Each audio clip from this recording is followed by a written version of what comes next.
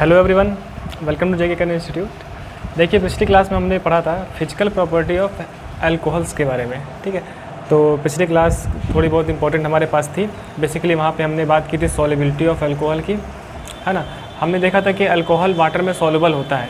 ठीक है, अच्छा, फिर हम ये देख रहे थे जैसे जैसे अल्कोहल का मॉलिक्यूलर वेट बढ़ता रहता है, या फिर हम बोले कि अल्कोहल में जो मेरे पास अल्काइल ग्रुप है वो अगर इंक्रीज़ होता है तो अल्कोहल की वाटर में सॉल्युबिलिटी डिक्रीज़ कर जाती है। ठीक है, तो इस पार्ट को लेके हम लोगों ने हाइड्रोफिलिक वाले पार्ट की बात की थी, हाइड्रोफोबिक वाले पार्ट की बात की थी, और किस तरीके से वाटर में अल्कोहल की सॉल्युबिलिटी डिक्रीज़ करती है। इससे बहुत ही अच्छा से हम लोगों ने एक एक्सप्लेनेशन भी देखा था।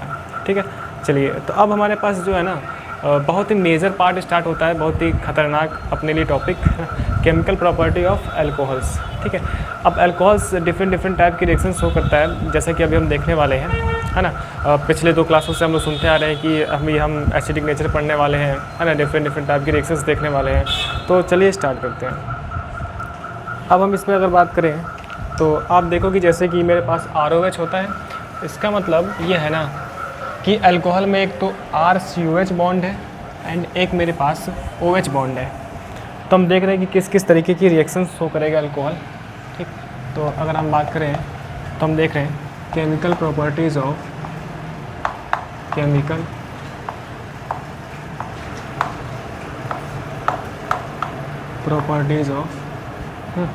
अल्कोहल, ये चीज़। अब केमिकल प्रॉपर्टी पढ़ने के लिए क्या क्या मेरे पास रिक्वायरमेंट है उसकी हम बात कर लें। तो अगर हम देखें ना तो आप देख पा रहे हो कि अगर हम बात करें तो अल्कोहल में इस तरीके से मेरे पास ROH है।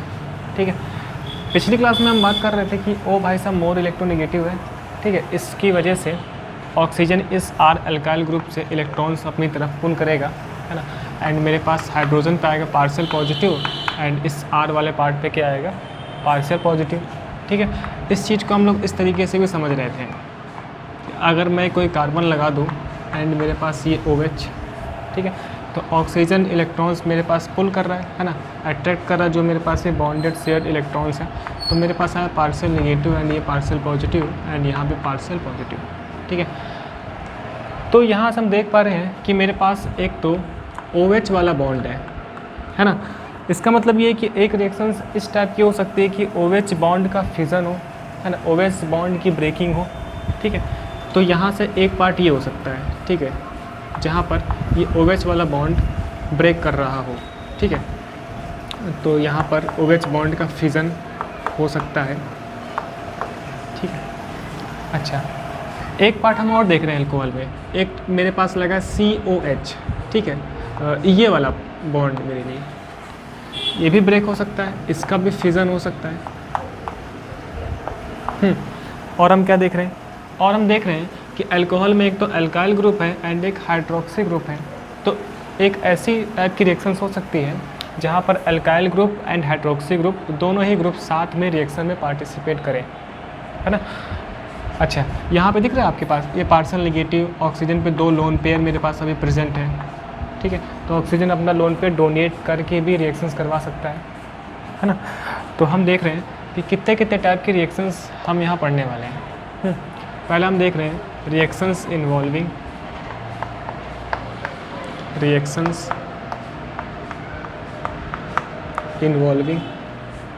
OH bond fission. एक टाइप की रिएक्शन हम वो पढ़ेंगे ना जहाँ पर केवल OH वाला बॉन्ड ब्रेक हो रहा होगा, वहाँ पर मुझे COH बॉन्ड के ब्रेकिंग से कोई भी मतलब नहीं है ना। अब नेक्स्ट रिएक्शन हम पढ़ेंगे जो हम देख रहे हैं reaction involving COH bond fission. ठीक है, COH बॉन्ड फिज़न। अब की बार क्या होगा ना कि जो मेरे पास COH के बीच में जो ये बॉन्ड है, ये बॉन्ड ब्रेक होगा। ठीक है, और जब हम ये रिएक्शन पढ़ रहे होंगे उस टाइम मुझे OH बॉन्ड फिजन से कोई भी मतलब नहीं है। ठीक, थर्ड टाइप की रिएक्शन हम पढ़ेंगे जो हम देख रहे हैं reaction involving both alkyl and hydroxy group, both alkyl and hydroxy group, ठीक है। तो एक मेरे पास ऐसी रिएक्शंस होगी जहाँ पर alkyl group and hydroxy group दोनों ही पार्टिसिपेट करेगा, है ना। इसका मतलब कि एज अ होल अल्कोहल का मॉलिक्यूल मेरे पास रिएक्शन में पार्टिसिपेट करने वाला है, ठीक। तो मुझे अल्कोहल के नाम पे ना, केमिकल प्रॉपर्टीज़ के नाम पे ये 3 टाइप की रिएक्शंस पढ़नी है, जिसमें से हम सबसे पहले बात करने वाले हैं reactions involving OH bond fission, ठीक है। जब OH बॉन्ड फिजन होता है तो कितने टाइप की रिएक्शंस हो सकती हैं उसकी हम बात कर रहे हैं, ठीक। पहले आप इतना कॉपी कर ले, फिर हम देखते हैं। इतना पहले आप नोट करो, फिर हम देखते हैं फर्स्ट वाली हेडिंग, ठीक है। तो फर्स्ट हेडिंग से हम स्टार्ट कर रहे हैं।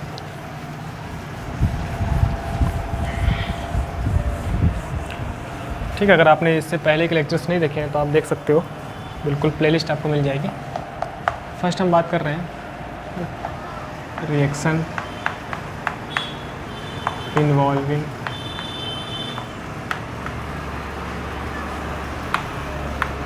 OH bond fission.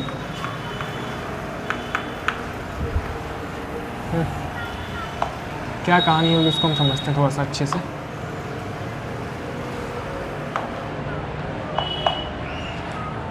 अब OH बॉन्ड को लेकर सबसे पहले हम बात कर रहे हैं acidic nature of alcohol, acidic nature of, या फिर हम बोल सकते हैं एसिडिक कैरेक्टर ऑफ अल्कोहल।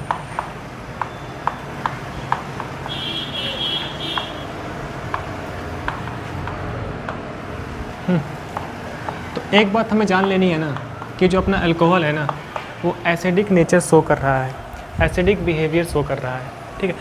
अब एसिड होने का मतलब क्या है?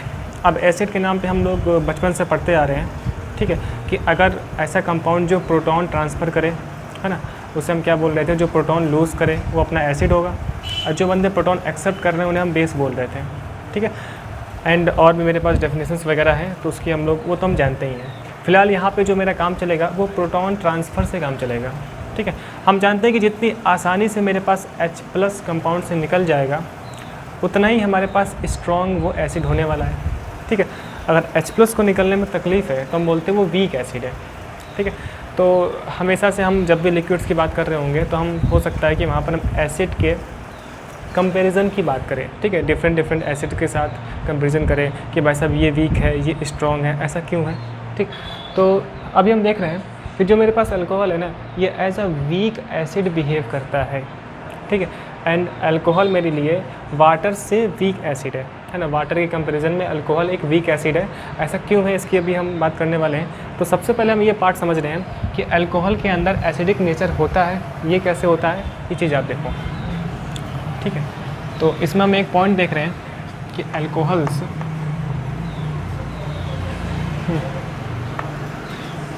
बिहेव्स, अल्कोहल बिहेव्स, है ना, weak acid, alcohol as a weak acid behave करता है ना। ये कैसे? आप देखो मेरे पास होता है ROH, ठीक है। फिर से भाई मेन मेरे पास कहानी है ऑक्सीजन की इलेक्ट्रोनेगेटिविटी को लेके, ठीक है।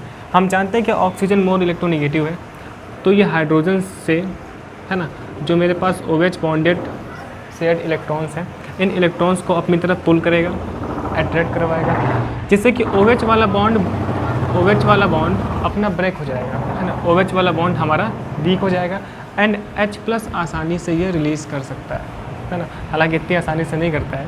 तो क्या कांड हुआ, ऑक्सीजन की मोर इलेक्ट्रोनेगेटिविटी की वजह से OH वाला बॉन्ड वीक हो जाता है एंड अल्कोहल H+ यहाँ से रिलीज़ कर देता है। तो क्या बनता है RO- एंड H+ को अपन लोग प्रोटॉन बोल रहे होते हैं, है ना। तो ये मेरे पास था अल्कोहल,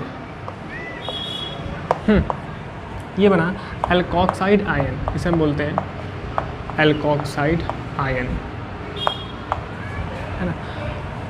तो इस वजह से है ना alcohol as a weak acid behave करता है, एज अ वीक एसिड, ठीक है, ये बात। अब जैसे कि हम एक एग्जांपल देखें इसमें, अगर हम ले लें एथिल अल्कोहल,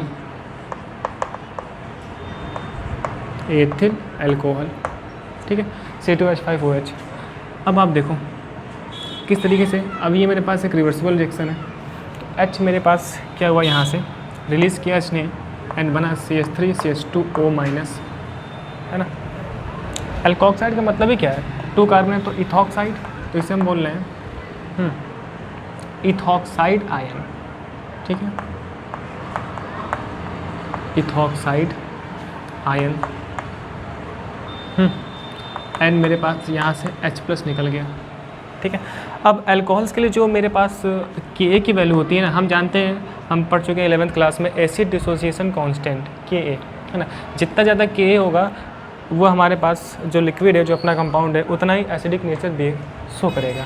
तो इसके लिए Ka होता है ऑलमोस्ट 10⁻⁻18 के अराउंड, ठीक है। ये मेरा बन गया इथॉक्साइड आयन। तो ये हमने समझा कि अल्कोहल एक वीक एसिड की तरह बिहेव करता है, ठीक। इसका मतलब हम ये पढ़ चुके हैं अभी तक कि अल्कोहल के अंदर एसिडिक नेचर होता है। अब एक सवाल आता है कि अल्कोहल्स वाटर के कंपैरिजन में वीक एसिड क्यों हैं, ठीक है। मुझे पता है कि जो वाटर है, water as a universal solvent use करते हैं हम लोग, है ना। तो वाटर एसिड की तरह भी बिहेव करता है, ठीक है, बेस की तरह भी बिहेव करता है। ये सारे पार्ट हम लोग के आयनिक इक्विलिब्रियम के होते हैं। आयनिक वाला पार्ट अगर आपने पढ़ा हो 11th क्लास से, तो वहाँ से अपन लोग रिलेट कर सकते हैं कि हम Ka की वैल्यू बात करते हैं एसिड्स के लिए, है ना। Kb की बात करते हैं हम लोग बेस के लिए। अगर वाटर मेरे पास है तो हम बात कर रहे होते हैं ionic product of water, Kw की बात करते हैं हम यहाँ पे, है ना। आयनिक कांस्टेंट की बात करते हैं, जो कि वाटर के लिए 10⁻⁻14 होता है, ठीक है। तो ये पार्ट हमने समझा। चलिए अब हम एक और कॉन्सेप्ट समझते हैं कि भाई साहब अल्कोहल्स वाटर के कंपैरिजन में वीक क्यों हैं, ठीक है। चलिए पहले इतना आप लोग देख लो, कॉपी कर लो, एंड जो भी लिखने वाला पार्ट है आप लोग अपने भाषा में, अपने थ्योरी में लिख सकते हो, ठीक।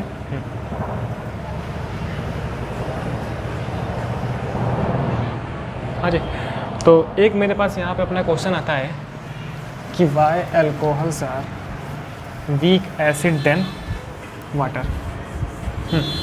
इसका हम देख रहे हैं एक्सप्लेनेशन। तो हम देख रहे हैं कि अल्कोहल्स आर वीक एसिड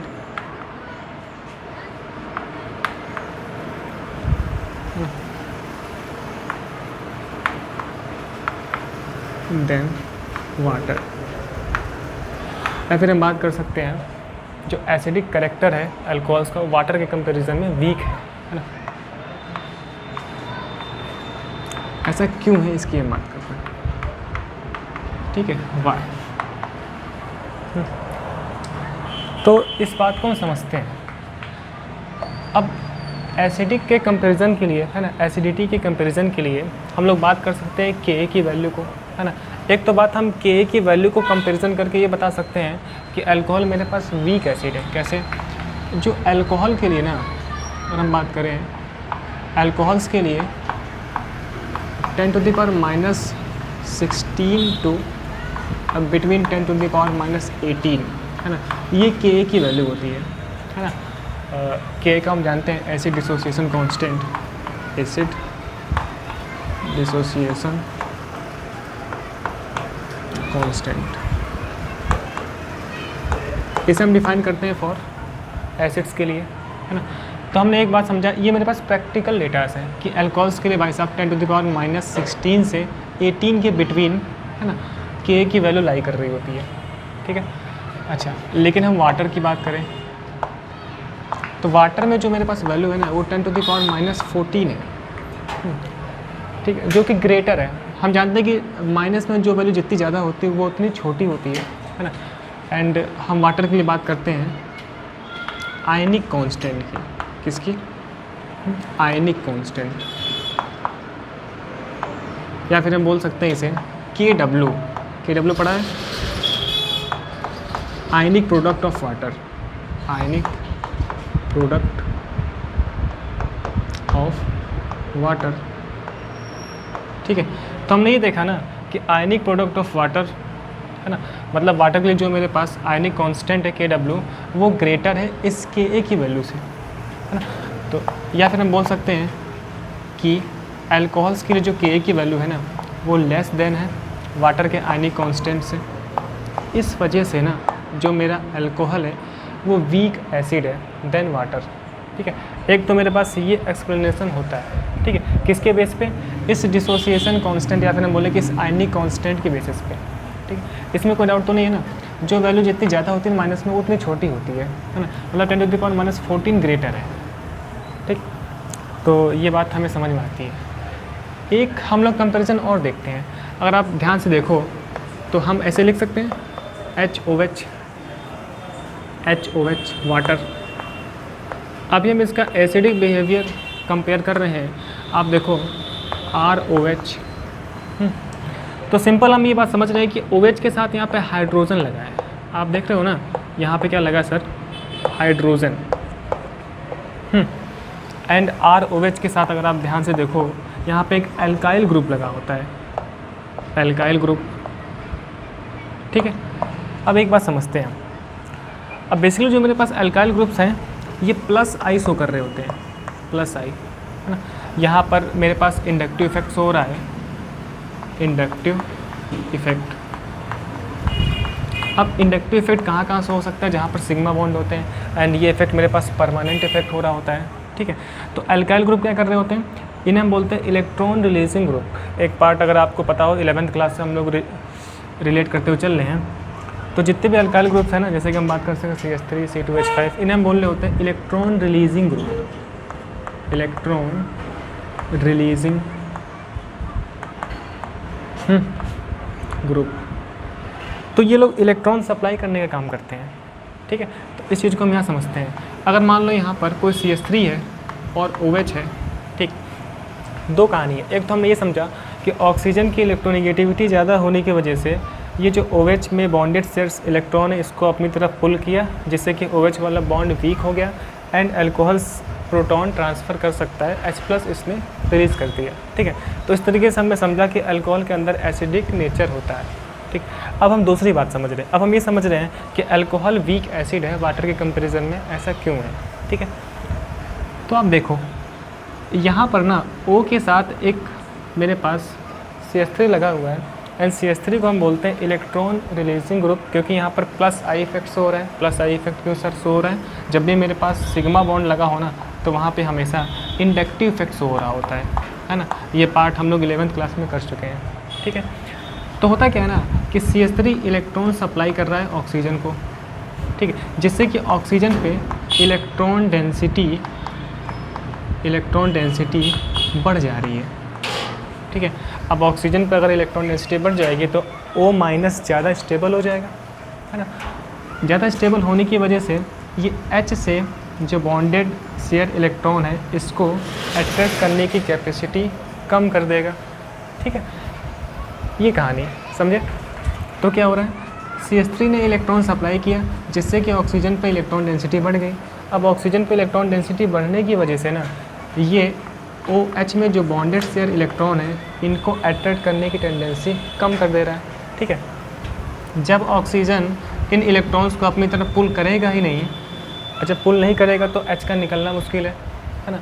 और जब भी H का निकलना मुश्किल होगा, जब भी H+ का निकलना डिफ़िकल्ट होगा, तो हम बोलेंगे कि भाई साहब ये एक वीक एसिड की तरह बिहेव कर रहा है, ठीक है। अच्छा ऐसा कोई भी सीन यहाँ पर वाटर के साथ है ही नहीं। वाटर में देखो आपको H लगा है ना। अब H ना ही इलेक्ट्रॉन रिलीज़ करता है ना ही इलेक्ट्रॉन विदड्रॉ करता है, ठीक है। तो इस वजह से हम क्या बोलते हैं कि भाई साहब alcohols are weak acid than water, ठीक है। तो ये मेरे पास होता है एक अपना एक्सप्लेनेशन, सही है। तो यहाँ से हमने ये समझा ना कि O- जितना ज़्यादा स्टेबल होगा, मतलब O- जितना स्टेबल होगा उतना ही मेरे पास एसिडिक कैरेक्टर कम होता जाएगा, सही है। तो ये पार्ट यहाँ ख़त्म होता है, ठीक। अब इस चीज़ को लेके ना हम एक पार्ट और समझते हैं कि मेरे पास जो एसिडिक कैरेक्टर है वो प्राइमरी अल्कोहल में ज़्यादा होगा, सेकेंडरी अल्कोहल में होगा कि टर्सरी अल्कोहल में होगा, ठीक है। तो यहाँ तक बात समझ में आती है। एक बार मैं फिर से बता दूँ, हम देख रहे थे कि जो अपना अल्कोहल है वो एज अ वीक एसिड की तरह बिहेव कर रहा होता है, ठीक है। अच्छा वाटर के कंपैरिजन में वीक एसिड है, कैसे है। एक तो हमने यहाँ से देखा Ka की वैल्यू से, है ना, मतलब इस कांस्टेंट की वैल्यू से। तो Ka की वैल्यू हम देख रहे हैं कि जो मेरे पास ये कांस्टेंट की वैल्यू है वाटर के कंपैरिजन में कम है, तो इस वजह से वीक एसिड है। और दूसरा हम ये देख रहे हैं ना कि अल्कोहल के अंदर इंडक्टिव इफेक्ट लग रहा है, जिसकी वजह से जो R वाला ग्रुप है ये इलेक्ट्रॉन रिलीज़ कर रहा है, एंड इलेक्ट्रॉन रिलीज़ करने की वजह से O पे मेरे पास इलेक्ट्रॉन डेंसिटी बढ़ जा रही है। अब O पे भाई साहब पहले से सुखी हो गया, ज़्यादा इलेक्ट्रॉन्स हो गया, तो H के साथ जो बॉन्डेड इलेक्ट्रॉन्स हैं उनको ये पुल करने की टेंडेंसी कम कर देगा। जब ये पुल करने की टेंडेंसी कम होगी तो OH बॉन्ड वीक नहीं रह जाएगा, है ना, तो H का निकलना मुश्किल हो गया। तो जब भी H का निकलना, H+ का निकलना डिफ़िकल्ट हो जाएगा, तो हम बोलेंगे भाई साहब ये एक वीक एसिड की तरह बिहेव कर रहा है। ठीक है, तो ये मेरे पास हुआ एक्सप्लेनेशन। सही है, चलिए तो अब हम देखते हैं अपना कि primary alcohol, secondary alcohol and tertiary alcohol में एसिडिक नेचर क्या होगा, कैसा ऑर्डर होगा, इंक्रीजिंग का डिक्रीजिंग का। ठीक है, तो पहला इतना कॉपी करो, और जो भी ये कहानी है ना, जितना भी मैंने बोला है इतना ही आपको लिखना है। आप लोग अपनी भाषा में लिख सकते हो, ठीक है, किसी भी बुक्स में आपको ये मिल जाएगा। हमारा मेन काम था ये चीज़ समझना, ठीक है। चलिए तो फिर इतना आप लिखिए, फिर हम देखते हैं नेक्स्ट वाला पार्ट। हो गया, तो आप देखो ज़रा,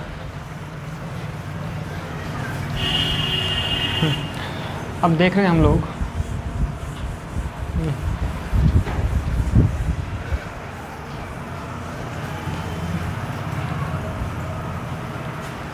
ऑर्डर ऑफ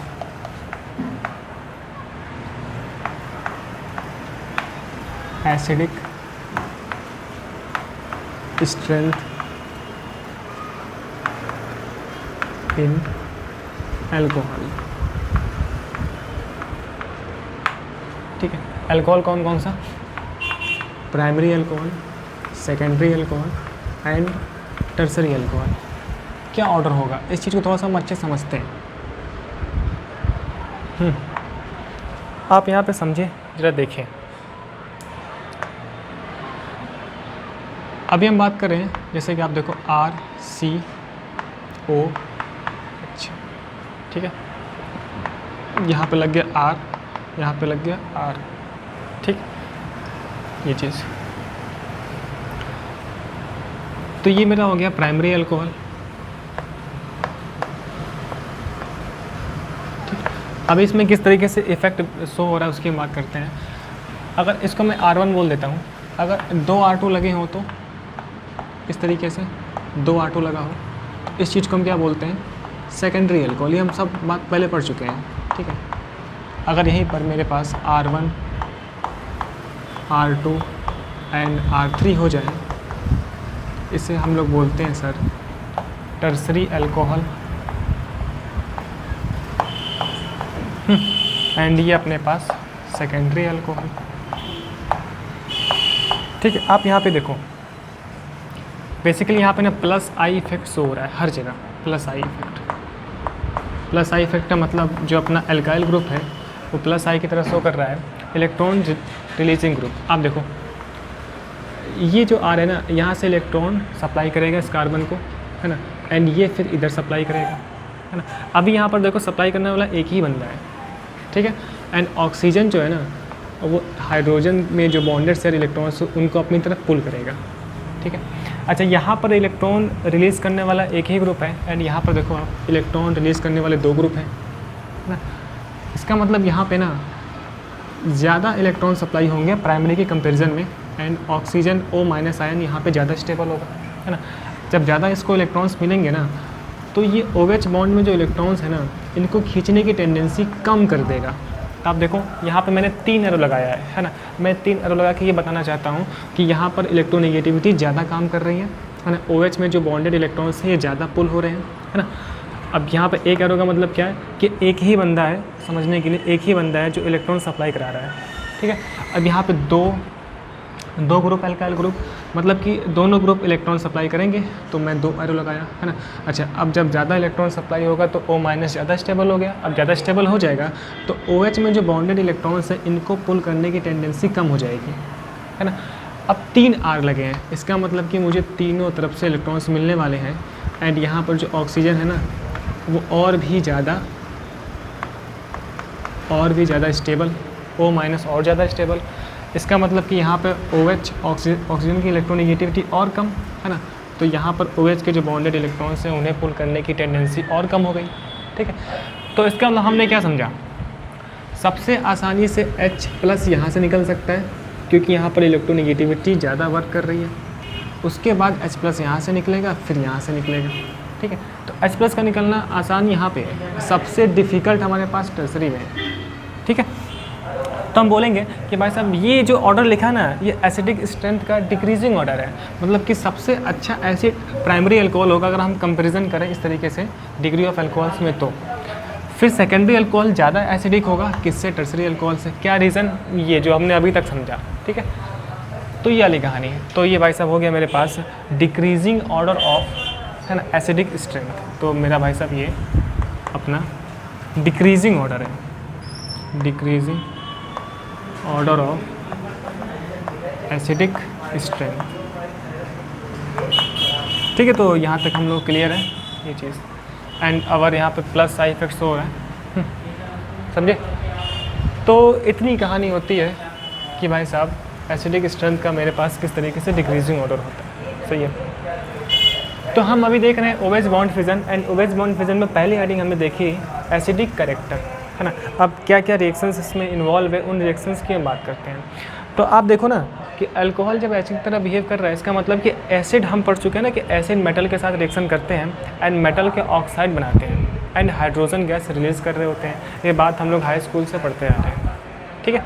तो इसका मतलब कि अल्कोहल्स भी एक्टिव मेटल के साथ रिएक्शन करेंगे एंड मेटल के ऑक्साइड बनाएंगे एंड हाइड्रोजन गैस रिलीज़ करेंगे, ठीक है। एसिड के बारे में मुझे एक और इन्फॉर्मेशन पता है कि ये मेटल के हाइड्राइड के साथ रिएक्शन करके मेटल के ऑक्साइड बनाते हैं एंड वाटर गैस निकालते हैं, है ना। ये दो बात मुझे हाई स्कूल से ही पता है, ठीक है। अब इसके बाद जो मेरे पास ऑर्गेनिक कंपाउंड के साथ रिएक्शन कैसे हो रही है, जैसे कि RMgx के साथ, कार्बोक्सिलिक एसिड के साथ, है ना, एसिड क्लोराइड के साथ, या फिर हम बात करें एसिड एनहाइड्राइड के साथ, तो उनके साथ भी रिएक्शंस हम लोग आज ही करने वाले हैं, ठीक है। तो आज हम लोग OH बॉन्ड फिजन के साथ जितने भी रिएक्शंस हैं ना अपने लिए, उतनी हम सब पढ़ेंगे, ठीक है। तो पहले ये कहानी लिखो आप, और इसमें जो भी कहानी था ना, अच्छा एक बार मैं फिर से बता दूँ।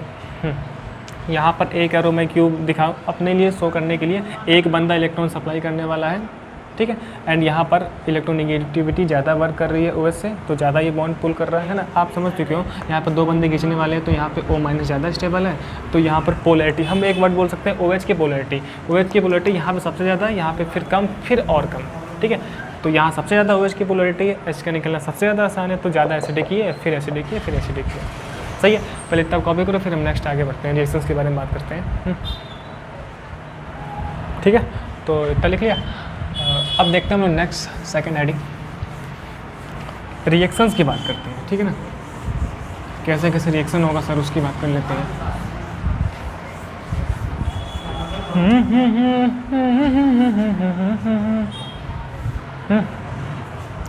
नेक्स्ट पॉइंट देख रहे हैं हम sir, reaction with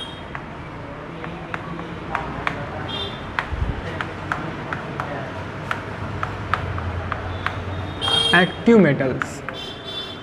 active metal जैसे कि सोडियम, पोटेशियम, एल्यूमिनियम, है ना, जो अपना S ब्लॉक के एलिमेंट्स होते हैं, उनकी बात कर रहे हैं। रिएक्शन कैसे होगा सर, जैसे कि हम देख रहे हैं, जैसे कि अपन लोग ले लें मीथेनॉल ले लें।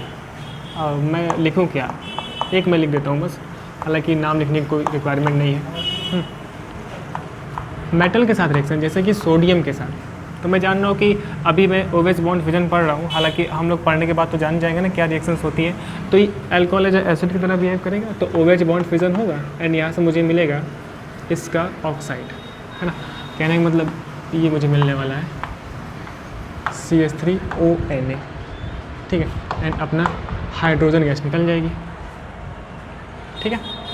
तो एसिड के साथ मेटल की रिएक्शन हुई, क्या बना, मेटल का ऑक्साइड एंड हाइड्रोजन गैस निकल गई, है ना। इसे हम बोलेंगे सोडियम मिथॉक्साइड, सोडियम मिथॉक्साइड,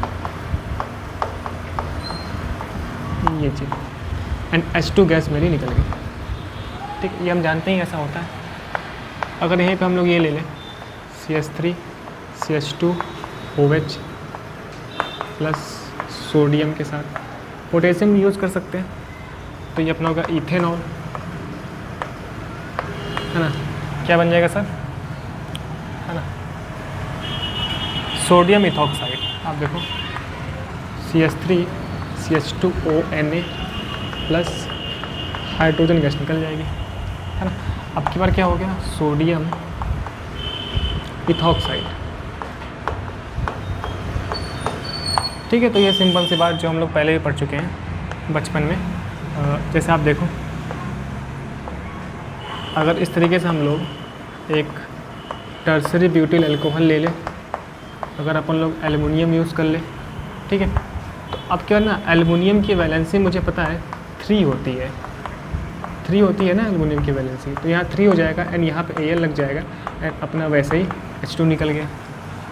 ठीक है, तो ये बन गया मेरे पास aluminium tertiary butoxide, aluminium tertiary butoxide. ठीक है, ये चीज़ सिंपल से ही कहानी। तो फर्स्ट रिएक्शन हमें देखी कि जैसे एसिड मेटल के साथ रिएक्शन करते हैं तो मेटल के ऑक्साइड बनाते हैं एंड हाइड्रोजन गैस निकलती है। सेम वही चीज़ हम यहाँ पे इस अल्कोहल के साथ रिएक्शन में देख सकते हैं। ठीक है, चलिए नेक्स्ट हेडिंग की हम बात करते हैं। अब इस तरीके से आपको पता होना चाहिए, रिएक्शन विथ मेटल हाइड्राइड। ठीक है, तो नेक्स्ट हेडिंग की हम बात करते हैं, इतना लिख लो आप, रिएक्शन विथ मेटल। अब सेम वैसे रिएक्शन है, सेम टाइप की, मेटल हाइड्राइड। ठीक है, तो कैसे बनेगा सर, यहाँ पे लिख लिया इसको।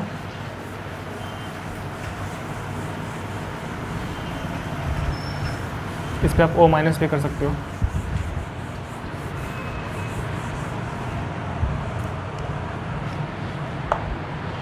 मेटल के हाइड्राइड जैसे कि आप देखो CH3OH, जैसे ये Na+H-, इसे हम बोले सोडियम हाइड्राइड। ये मेरे पास क्या मीथेनॉल है, मीथेनॉल। ये अपना हो गया सोडियम हाइड्राइड। वही काम होने वाला है, क्या बन जाएगा मेरे पास CH3ONA प्लस यहाँ से H2 गैस निकल जाएगी। ठीक है, ये चीज़, तो इसे हम बोल रहे हैं सोडियम इथॉक्साइड, वही अपना। ठीक है, तो सेम डिफरेंट टाइप, सेम जैसे अभी हमने पढ़ा वैसे रिएक्शन है, बस मेटल हाइड्राइड है एंड अपने पास H2 गैस निकल गया एंड मेरे पास बन गया सोडियम अल्कोक्साइड, यानी कि सोडियम इथॉक्साइड। सेम रिएक्शन हम ये भी देख सकते हैं। ठीक है, यहाँ 4 लिखने की क्या ज़रूरत है, 2 से भी काम चल जाएगा। जैसे आप ये देखो CH3 CH2OH प्लस, फिर से वही अपना सोडियम हाइड्राइड, क्या बन जाएगा सोडियम इथॉक्साइड। आप देखो O-Na प्लस, ऐसे भी लिख सकते हैं हम लोग O-Na प्लस। ठीक है, एंड अपना वही H2 गैस निकल गया। ठीक है, तो ये चीज़ 4 कर लूँ क्या मैं, ठीक है 4 हो जाएगा ना ये वाला पार्ट। ठीक है, तो इतना कुछ हम लोग पहले पढ़ रखे हैं। नेक्स्ट रिएक्शन की हम बात कर रहे हैं जो कि हमारे पास है ना थोड़ा डिफरेंट होगी, reaction with Grignard reagent. Grignard इससे पहले पढ़ चुके हैं हम लोग, ग्रिग्नार्ड रिएजेंट। अब बेसिकली ये एक ऐसी रिएक्शन है ना जहाँ पर अल्कोहल से हम लोग एल्केन्स बना रहे हैं, अल्कोहल से सर एल्केन बना रहे हैं। कैसे, आप ये देखो, जैसे आप देखो ROH, ये अपना अल्कोहल है। ग्रिग्नार्ड क्या होता है, RMgX होता है, तो मैं RMgX लिख देता हूँ। ठीक है, ये चीज़ आप देखो यहाँ से ना इस तरीके से OH बॉन्ड फिजन है ही सही, R-OH करके ना मेरे पास बन जाता है एक एल्केन, आपको दिख रहा है R-H एंड क्या बन जाएगा MgX। ठीक है, MgX बन जाएगा एंड यहाँ से OR लग जाएगा इसके साथ, तो Mg के साथ X एंड OR। इसका नाम होता है एल्कोक्सी मैग्नीशियम हाइलाइड। ये तो अपना एल्केन बना है एक सिंपल सा, इसे हम बोल रहे हैं। ठीक है, यहाँ मैं लिखता हूँ एल्कोक्सी मैग्नीशियम हाइलाइड।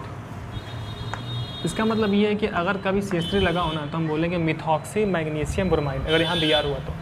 ठीक है, तो ये रिएक्शन हो गई रिएक्शन विथ ग्रिग्नार्ड रिएजेंट। तो पहले आप इतना कॉपी करें, फिर हम इसमें देखते हैं रिएक्शंस कैसे होंगी।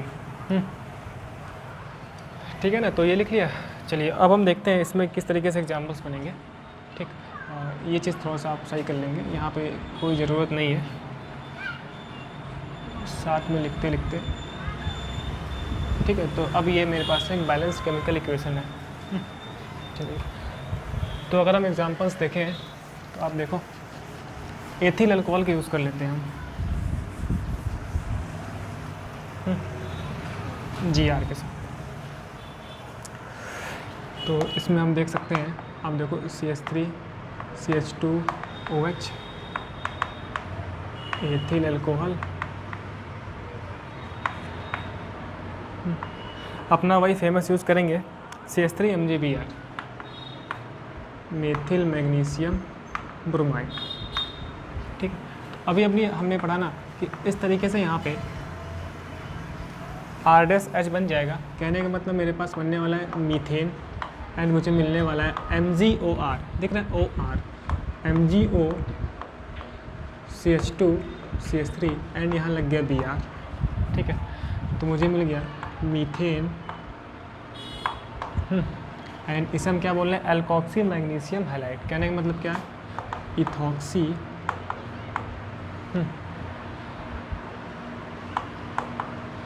Ethoxy magnesium bromide. ठीक है, ये चीज़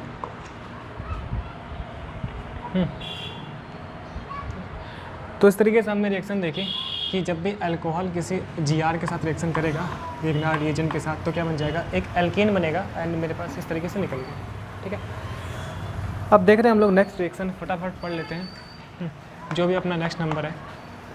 रिएक्शन विथ कार्बोक्सिलिक एसिड। आज अपन लोग ये टॉपिक ख़त्म कर लेंगे, रिएक्शन विथ कार्बोक्सिलिक एसिड, है ना। बेसिकली इस चीज़ को हम बोल सकते हैं एक नई हेडिंग से, formation of ester, formation of ester. ठीक है, या फिर इसी रिएक्शन को हम बोलते हैं एस्टरिफिकेशन। ये पार्ट आप लोग पहले ही पढ़ चुके हो हाई स्कूल में। ठीक है, तो reaction with carboxylic acid esterification. लेकिन उस समय ये बात नहीं पता थी ना कि ये रिएक्शन वाला पार्ट है जहाँ पे OH बॉन्ड इन्वॉल्व कर रहा होता है अल्कोहल में, है ना। तो आप देखो कैसे रिएक्शन होगी। बेसिकली मेरे पास एक कार्बोक्सिलिक एसिड होगी एंड कार्बोक्सिलिक एसिड की रिएक्शन हम कराते हैं अल्कोहल के साथ। ठीक है, तो आप देखो हमने देखा RCOOH, ये अपना हो गया कार्बोक्सिलिक एसिड। क्यों, कार्बोक्सिलिक एसिड, है ना। अब रिएक्शन मेरे पास किससे हो रही है, एक अल्कोहल के साथ। ठीक है, तो आप देखो जैसे मैं R' बोल दूँ, R'OH, ROH क्या हो गया, अल्कोहल हो गया। ठीक है, और ये बात हम हमेशा से जानते हैं, या फिर नहीं पता तो आप लोगों को पता चल जाएगी कि जब भी ऐसी रिएक्शन होगी ना, तो मुझे पता है कि अल्कोहल का OH वाला पार्ट इन्वॉल्व कर रहा है ना। इसका मतलब ये है कि एसिड का OH वाला पार्ट एंड अल्कोहल का ये H वाला पार्ट, तो यहाँ से H2 निकल जाता है। ठीक है, तो ये जब हम लोग कार्बोक्सिलिक एसिड वाला चैप्टर पढ़ेंगे तो वहाँ पर भी समझेंगे कि ये कार्बोक्सिलिक एसिड की वो रिएक्शन है जहाँ पर COH वाला बॉन्ड इन्वॉल्व हो रहा होता है, क्योंकि कार्बोक्सिलिक एसिड में भी ना डिफरेंट टाइप से मेरे पास बॉन्ड इन्वॉल्व करके रिएक्शंस होती है। एंड अल्कोहल में तो मुझे पता ही ये वाला पार्ट जिसमें कि OH वाला बॉन्ड इन्वॉल्व हो रहा है। ठीक है, अच्छा, इस रिएक्शन में देख रहे हैं कि हम लोग वाटर निकल रहा है। ठीक, अब वाटर को निकालने के लिए अपन लोग एक डिहाइड्रेटिंग एजेंट यूज़ करते हैं। डिहाइड्रेटिंग एजेंट मतलब जो वाटर को रिलीज़ कर दे, जैसे कि H2SO4। तो H2SO4 as a conc H2SO4 use करते हैं हम लोग। H2SO4 यहाँ पर एक डिहाइड्रेटिंग एजेंट है, डिहाइड्रेटिंग एजेंट जो कि वाटर के निकालने काम कर रहा है। और ये रिएक्शन मेरे पास एक रिवर्सिबल रिएक्शन होती है, लेकिन जो H2O है ना, वो वाटर निकाल के फॉरवर्ड रिएक्शन मेंटेन करने में, है ना, रिस्पॉन्सिबल है। तो आप देखो H2O निकल गया, क्या बनेगा, RCOOR, मतलब कि एक एस्टर बन गया, RCOOR' एंड अपना H2O निकल गया, ये बना एस्टर। फ्रूटी स्मेल होती है इसकी, आपको पता हो। ठीक है, अब एक एग्जांपल अगर हम लोग ले लें यहीं पे, तो आप देखो CH3 CH2 COOH। ठीक है, प्रोपेनोइक एसिड या फिर प्रोपियोनिक एसिड इसका कॉमन नेम है। और यहाँ पे अपन लोग यूज़ कर लें C2H5 यानी कि एथिल अल्कोहल। ठीक है, तो क्या बन जाएगा सर, इस तरीके से H2O निकल जाएगा एंड मेरे पास रिएक्शन एक रिवर्सिबल रिएक्शन होगी जहाँ पे हम लोग कॉन्ग H2SO4 यूज़ कर रहे हैं एज ए डिहाइड्रेटिंग एजेंट। ठीक है, हाइग्रोस्कोपिक नेचर का होता है बेसिकली H2O, वाटर चूसने काम करता है ये। ठीक है, तो क्या बन जाएगा आप देखो CH3 CH2 COO C2H5।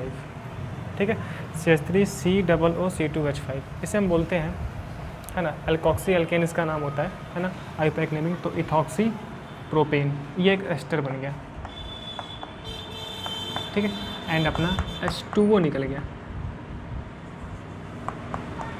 ठीक है, इस रिएक्शन को हम क्या बोलते हैं, एस्टरिफिकेशन। तो अभी तक हमने क्या पढ़ा, reaction with active metal, reaction with metal hydride and reaction with Grignard reagent and अपने ये रिएक्शन विथ कार्बोक्सिलिक एसिड या फिर इसे हम बोल रहे होते हैं एस्टरिफिकेशन। ठीक है, अब एक रिएक्शन यहाँ पर और है जिसे हम बोलते हैं एसाइलेशन, उसकी बात कर लेते हैं। फिर अपना OH बॉन्ड के साथ ना जितने भी रिएक्शंस हमें पढ़ने हैं वो सारे रिएक्शंस ख़त्म। ठीक, फिर हम नेक्स्ट स्टार्ट करेंगे रिएक्शंस इन्वॉल्विंग COH बॉन्ड। ठीक है ना, तो पहला इतना कॉपी करो, इतना आप नोट करें, फिर हम आगे बढ़ते हैं। ठीक है ना, ये नोट हो गया। अब देख रहे हैं हम लोग नेक्स्ट हेडिंग, ये हमारे पास रिएक्शन नंबर 5 है, आई थिंक 6 है, 6 नंबर है।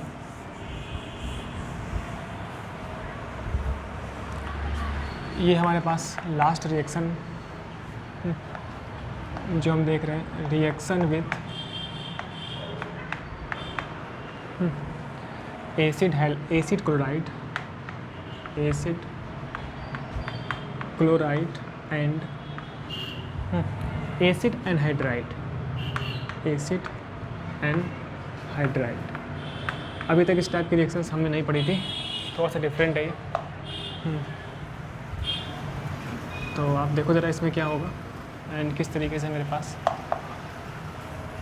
फॉर्म होगा प्रोडक्ट। इस रिएक्शन को हम बोलते हैं एसाइलेशन। क्या बोलते हैं, एसाइलेशन। ठीक है, क्या होता है रिएक्शन में, आप देखो RCOCl, इसे हम बोलते हैं एसिड हैलाइड।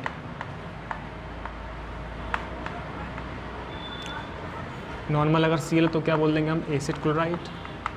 अगर R की जगह स्पेसिफिक CH3 यूज़ कर लेंगे तो हम बोलते हैं एसिटिल क्लोराइड। ठीक है ना, रिएक्शन वही हमारे पास होगी एक अल्कोहल के साथ ROH। ठीक है ना, आप देखो OH बॉन्ड इन्वॉल्व हो रहा है, मुझे पता ही है। समझने के लिए हम लोग यहाँ समझ सकते हैं ऐसे, अगर हम लोग HCl निकाल दें। ठीक है, अब बेसिकली यहाँ पे एक pyridine यूज़ होता है as a base. As a information हमें पता होना चाहिए बस। अब देखो क्या बन गया, RCOOR। इसको मैं डैश कर लूँ, R को ये डिफरेंट दिखाने के लिए, बस RCOOR, है ना। मतलब कि इस रिएक्शन से भी मुझे एस्टर मिलने वाला है, दिख रहा है आपको, RC ये वाला O एंड अपना ये वाला O एंड ये R डैश प्लस HCl निकल गया। ठीक है, बन गया मेरे पास एक एस्टर। नेक्स्ट आप देखो एसिड एनहाइड्राइड, आपको फॉर्मूला पता होना चाहिए, RCOOR। ठीक है, या फिर हम बोलते हैं RCOO का होल ट्वाइस O। ठीक है, इसका हम कॉमन बोलते हैं जनरली एसिड एनहाइड्राइड। अगर R की जगह CH3 स्पेसिफिक यूज़ करें तो हम बोलते हैं एसिटिक एनहाइड्राइड, है ना। अब सेम आप देखो यहाँ पे रिएक्शन हम लिख रहे हैं R-OH एंड वही अपना pyridine। ठीक है, ये अपना अल्कोहल, पता है हमें OH बॉन्ड फिजन है। तो बेसिकली यहाँ पे ना RCOOH एक आप देखो तो कार्बोक्सिलिक एसिड बनता है यहाँ से। एक मुझे मिलेगा RCOOR। ठीक है ना, RCOOR कहने का मतलब क्या, एस्टर मुझे मिलेगा एंड क्या निकलने वाला है, RCOOH, कार्बोक्सिलिक एसिड निकलने वाला है। ठीक है, तो इससे पहले भी रिएक्शन में एस्टरिफिकेशन में हमने देखा एस्टर बना, एसाइलेशन में भी एस्टर ही बन रहा है। ठीक है, तो एस्टर बनाने का ये हमारे पास एक मेथड अलग से है। तो आप देख लो RCOOR कहने का मतलब यहाँ पर सर RCOOR एस्टर ही बनता है एंड RCOOH यानी कि कार्बोक्सिलिक एसिड निकल जाता है, कार्बोक्सिलिक एसिड। ये चीज़ तो जब भी ऐसा वाला कांड होगा ना, बेसिकली मेरे पास ये कार्बोक्सिलिक एसिड प्रिपेयर करने का एक मेथड है। जब हम कार्बोक्सिलिक वाले चैप्टर में आएंगे तो हम पढ़ेंगे। जब भी हमारे पास एनहाइड्राइड से रिएक्शन होगी ना, तो ज़्यादातर ये पार्ट हम लोग का निकलता है, RCOOH वाला पार्ट है ना, एंड इस पार्ट से मुझे मिलता है प्रोडक्ट। ठीक है, अब इस पर हम एक एग्जांपल करते हैं। अगर R की वैल्यू CH3 यूज़ कर लें तो इनके नाम क्या होगा। अगर हम RCH3 यूज़ करते हैं ना, तो इसी रिएक्शन को हम बोलते हैं एसिटाइलेशन। ठीक है, नॉर्मल क्या वर्ड यूज़ करते हैं हम लोग, एसाइलेशन, जब हम लोग जर्नल R यूज़ करें। ठीक है, लेकिन एक बात इंपॉर्टेंट है, यहाँ पर Cl ही होगा। ठीक है, अगर स्पेसिफिक हम RCH3 यूज़ कर लेते हैं तो इन्हीं रिएक्शंस को हम बोल रहे होते हैं एसिटाइलेशन। ठीक है, तो ये अपनी लास्ट रिएक्शन, फिर आज का हम लोग का टॉपिक ख़त्म। तो पहले आप इतना नोट कर ले, फिर हम देखते हैं कि इसमें एग्जांपल्स कैसे बनेंगे।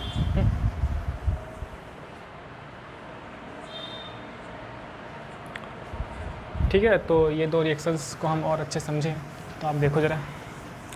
फ़िलहाल अभी तक जितना भी हमने किया है ना, इसमें मैकेनिज़्म की कोई रिक्वायरमेंट नहीं है, क्योंकि मुझे डायरेक्ट है ना डिब्बा लगा लगा के अपन लोग समझ सकते हैं। मैकेनिज़्म वाला जो भी पार्ट आएगा ना हम पढ़ेंगे। ठीक है, जैसे कि हमने देखा था वो क्या बोलते हैं, एसिड कैटेलाइज्ड हाइड्रेशन पढ़ा था ना।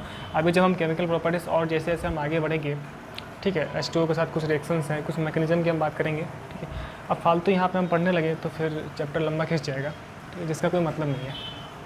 आप देखो, अगर हम देखें कि हम यूज़ कर लें CH3COCl, तो इसका नाम होता है एसिटिल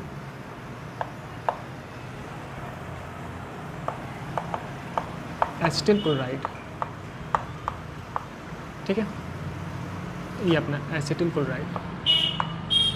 फिर एक अल्कोहल यूज़ कर लेते हैं हम लोग, जैसे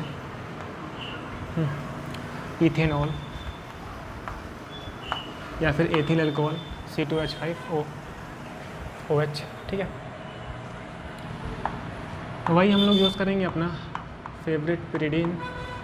तो जैसे जर्नल रिएक्शन लिखी थी ना, सेम टू सेम वैसे ही आप देखो HCl निकल जाएगा एंड मुझे मिल जाएगा CH3C है ना, OO और CH2CH3। इसका एक कॉमन नाम है ना, एथिल एसीटेट। ठीक है, एंड इसका पैक है इथॉक्सी इथेन। अब देखो HCl निकल गया। ठीक है, इसको हम बोलते हैं एथिल एसीटेट, एक कॉमन नेम है।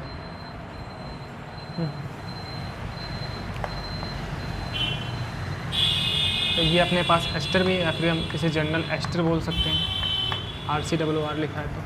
ठीक है, अगर आप देखो हम लोग यूज़ कर लें CH3COO का होल ट्वाइस O, तो इसका नाम होता है एसिटिक एनहाइड्राइड।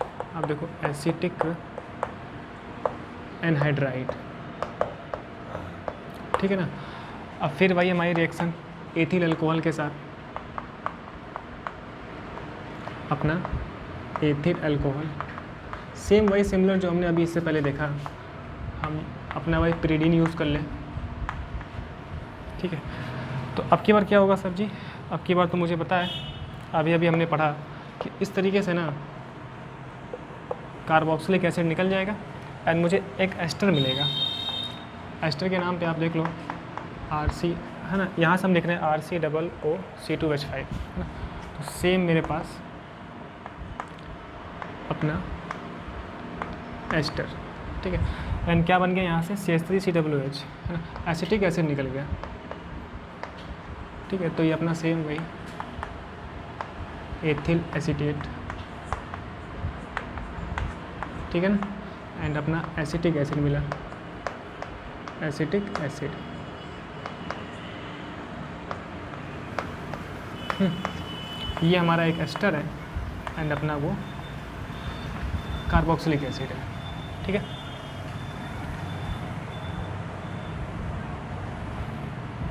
ठीक, तो ये रिएक्शन हुई। अभी जो मैंने रिएक्शन लिखी ना, तो इनको हम स्पेसिफिक, इन रिएक्शन का नाम है एसिटाइलेशन, एसिटाइलेशन, ठीक है। नॉर्मली हम क्या बोलते हैं, एसाइलेशन, लेकिन अगर RCH3 हो तो हम क्या बोलते हैं, एसिटाइलेशन, ठीक है। तो OH बॉन्ड फिजन को लेकर जितने भी रिएक्शंस थी सारी खत्म होती है, ठीक है।